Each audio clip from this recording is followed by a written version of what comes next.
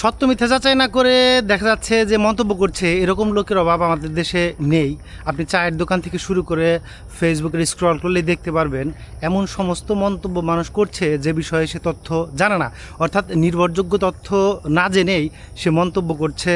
অর্থাৎ এই যে আমরা যে দলকানাগুলোকে দেখি, যারা আসলে দলের স্বার্থে এবং নিজেদের স্বার্থে তারা উল্টাপাল্টা মন্তব্য করে, শুধুমাত্র মানে অপ্রত্যাশিত বা দেখা যাচ্ছে যে সমস্ত সোর্সের কোনো মূল্য নেই সে সমস্ত সোর্স থেকে তথ্য পেয়ে তারা কোনো জাতীয় দৈনিকে করে না, তথ্য যাচাই করে না। দেখা যাচ্ছে যে তারা কোনো সঠিক সংবাদ শুনতেও চায় না, তারা সত্যকে স্বীকার করতেও চায় না, সত্য জানতেও চায় না। মিথ্যার উপরে নির্ভর করে বা দলের যে প্রোপাগান্ডা, দলের যে ন্যারেটিভ, সেটি বাস্তবায়নে সবসময় বক্তব্য দিয়ে থাকে।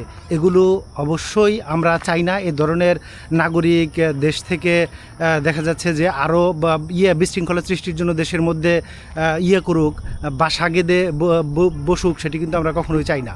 তো আমরা চাই যে একজন সুনাগরিক হিসেবে আপনি সত্যকে সত্য বলতে শিখুন এবং মিথ্যাকে মিথ্যা বলতে শিখুন। সেটি আপনার স্বার্থের বিরুদ্ধে যাক অথবা নিজের স্বার্থের পক্ষে যাক।